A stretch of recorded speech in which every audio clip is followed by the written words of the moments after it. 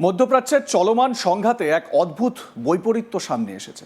একদিকে আমেরিকা ও ইসরায়েলের দাবি তারা ইরানের সামরিক অবকাঠামোতে ব্যাপক ধ্বংস নামিয়েছে, অন্যদিকে গোয়েন্দা রিপোর্ট বলছে সেই ধ্বংসস্তূপের ভেতর থেকেই অবিশ্বাস্য দ্রুততায় নিজেদের মিসাইল শক্তিকে পুনর্গঠন করছে ইরান। এই দ্বৈত বাস্তবতা শুধু সামরিক কৌশল নয়, বরং আধুনিক যুদ্ধের প্রকৃতি নিয়ে নতুন করে প্রশ্ন তুলছে। ইরানের বিরুদ্ধে টানা 5 সপ্তাহ ধরে চলা আমেরিকা ইসরায়েলি হামলায় প্রায় 11,000 লক্ষ্যবস্তুতে আঘাত হানা হয়েছে বলে দাবি করেছে পেন্টাগন। এই হামলার লক্ষ্য ছিল মিসাইল উৎপাদন কেন্দ্র, ভূগর্ভস্থ বাংকার, লঞ্চিং সাইট, ড্রোন পরিকাঠামো। তবুও আশ্চর্যজনকভাবে আমেরিকার গোয়েন্দা রিপোর্ট বলছে এই আঘাতের পরও ইরান তার মিসাইল নেটওয়ার্ককে কয়েক ঘন্টার মধ্যে পুনরুজ্জীবিত করছে। এখানেই প্রশ্ন, কিভাবে? ইরান বহু বছর ধরেই একটি আন্ডারগ্রাউন্ড মিলিটারি আর্কিটেকচার তৈরি করেছে। এই কাঠামোর মূল বৈশিষ্ট্য পাহাড়ের নিচে সুড়ঙ্গ নেটওয়ার্ক, বাংকার সংযুক্ত মিসাইল, মোবাইল লঞ্চার সংরক্ষণের গোপন ঘাঁটি। এই নেটওয়ার্ক এতটাই জটিল যে আকাশপথে হামলা করলেও সম্পূর্ণ ধ্বংস করা প্রায় অসম্ভব। আমেরিকার গোয়েন্দাদের মতে ইরানের সবচেয়ে বড় শক্তি হলো র্যাপিড রিপেয়ার ক্যাপাবিলিটি। এর পেছনে কয়েকটি কারণ রয়েছে। প্রি ফ্যাব্রিকেটেড স্ট্রাকচার, বাংকার ও সিলোগুলি এমনভাবে তৈরি যা দ্রুত মেরামতযোগ্য। বিকেন্দ্রীভূত নেটওয়ার্ক, একটি কেন্দ্র ধ্বংস হলেও অন্যগুলি সক্রিয় থাকে। মানে কোনো সেন্ট্রালাইজড জায়গায় গিয়ে ডিস্ট্রাকশন করলাম আর সব কিছু ধ্বংস হয়ে গেল, এরকম নয়। মানে আমেরিকা যেই টার্গেটগুলো করছে সেটা সম্ভব হচ্ছে না। মোবাইল লঞ্চার, স্থায়ী সাইটের বদলে চলমান প্ল্যাটফর্ম ব্যবহার। ডিকয় বা ছদ্ম লক্ষ্য, অনেক ক্ষেত্রে আসল লঞ্চার নয়, নকল কাঠামো ধ্বংস হয়। মার্কো রুবিও বলেছেন ইরানের মিসাইল ক্ষমতা কমানোই প্রধান লক্ষ্য, কিন্তু বাস্তবে ইরান এখনও প্রতিদিন 15 থেকে 30টি ব্যালিস্টিক মিসাইল ছুঁড়তে সক্ষম, 50 থেকে 100টি ড্রোন ব্যবহার করছে। প্রায় অর্ধেক লঞ্চার এখনও সক্রিয়। এতে স্পষ্ট লক্ষ্য পুরোপুরি অর্জিত হয়নি। আমেরিকার প্রতিরক্ষা সচিব পিট হেগসেথ দাবি করেছেন ইরানের হামলার হার 90% কমেছে। তাদের নৌবাহিনী কার্যত ধ্বংস, উৎপাদন কেন্দ্রের 2/3 ক্ষতিগ্রস্ত। তবে গোয়েন্দা রিপোর্ট বলছে হামলা কমেছে কিন্তু বন্ধ হয়নি। মিসাইল সক্ষমতা এখনও কার্যকর। বাংকার ব্যবস্থার কারণে সম্পূর্ণ ধ্বংস সম্ভব নয়, কিন্তু কিছু গুরুত্বপূর্ণ কৌশল ইরান নিচ্ছে। কি? কর্ট লঞ্চার্স পুনরুদ্ধার। বাংকারের ভেতরে থাকা লঞ্চারগুলি ধ্বংসের পর বুলডোজার দিয়ে খুঁড়ে বের করা হচ্ছে। মাল্টি লেয়ার ডিফেন্স, একাধিক স্তরের সুরক্ষা থাকায় সম্পূর্ণ ধ্বংস করা কঠিন হচ্ছে। স্থানীয় উৎপাদন, বিদেশি নির্ভরতা কম, ফলে দ্রুত পুনর্গঠন সম্ভব। ইরান এখন যে কৌশল ব্যবহার করছে তা হলো দ্রুত আঘাত, সঙ্গে সঙ্গে লুকিয়ে পড়া ও নতুন অবস্থান থেকে আবার আক্রমণ করা। এই গেরিলা স্টাইল কৌশল আধুনিক যুদ্ধকে নতুন রূপ দিচ্ছে। কেন ইরান পুরো শক্তি ব্যবহার করছে না? গোয়েন্দাদের মতে অভ্যন্তরীণ বিভাজন, কমান্ড ও কন্ট্রোল সমস্যা, কৌশলগত সংযম। ইরান সম্ভবত তার সম্পূর্ণ শক্তি সংরক্ষণ করছে ভবিষ্যতের জন্য। ইরানের লক্ষ্য শুধু যুদ্ধ জেতা নয়, বরং অঞ্চল জুড়ে চাপ বজায় রাখা, শত্রুদের অনিশ্চয়তায় রাখা, দীর্ঘমেয়াদী প্রভাব তৈরি করা।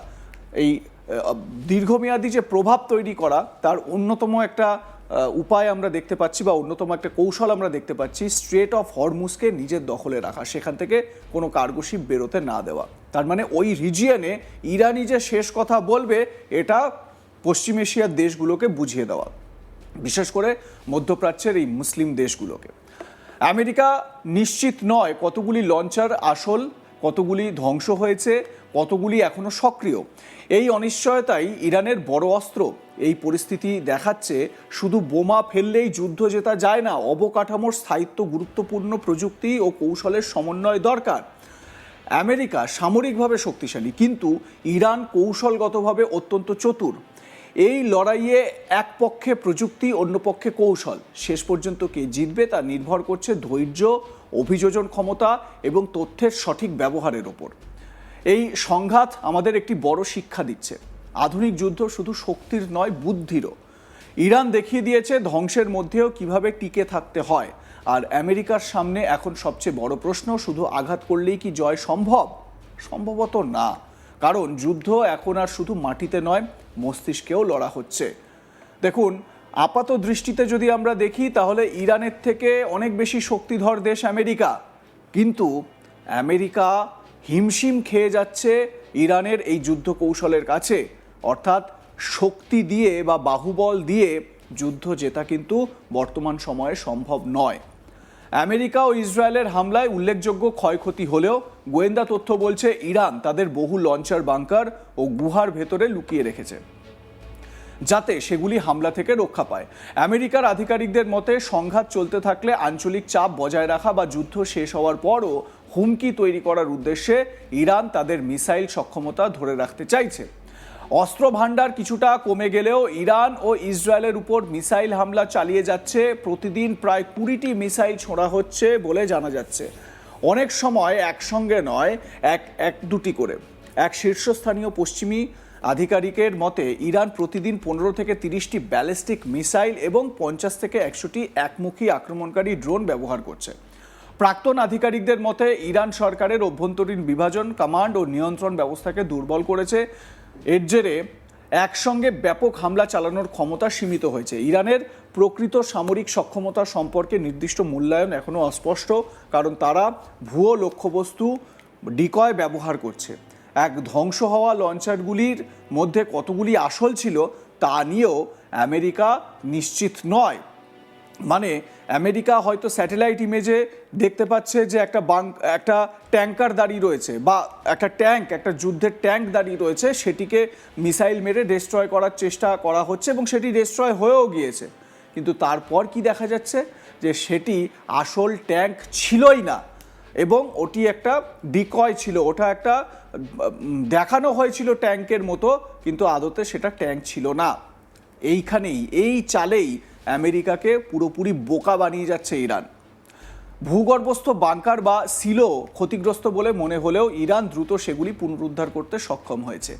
CNN আগেই জানিয়েছিল ইরানের প্রায় অর্ধেক মিসাইল লঞ্চার এখনও অক্ষত রয়েছে। আর হারেৎজের রিপোর্ট অনুযায়ী ইরান বুলডোজার ব্যবহার করে ভূগর্ভস্থ বাংকার থেকে বন্ধ হয়ে যাওয়া লঞ্চারগুলিকে খুঁড়ে বের করছে। আপনাদের একটা ভিডিও আজ তাক বাংলায় আমরা দেখিয়েছি, যেখানে দেখা যাচ্ছে তেহরান একটি ভিডিও শেয়ার করেছে, যেই ভিডিওতে তারা ধ্বংস দেখাচ্ছে। কি ধ্বংস হয়েছে বলে তেহরান জানাচ্ছে? তারা দেখাচ্ছে যে আমেরিকার ব্ল্যাক হক হেলিকপ্টার এবং C-130 এই বিমান তারা ধ্বংস করেছে। এই ব্ল্যাক হক হেলিকপ্টার যে ডিস্ট্রয় হওয়া F-15E ফাইটার জেট থেকে ইজেক্ট করে নেমে আসা পাইলট তাদের খোঁজার জন্য, রেস্কিউ করার জন্য নামানো হয়েছিল, সেগুলোকেও নাকি ইরান ডিস্ট্রয় করেছে। যদিও সেই ভিডিওর সত্যতা আমরা যাচাই করিনি। আপনাদের মতামত এ বিষয়ে কি জানাতে ভুলবেন না। দেখতে থাকুন আজ তাক বাংলা, সাবস্ক্রাইব করুন ইউটিউব চ্যানেলটি।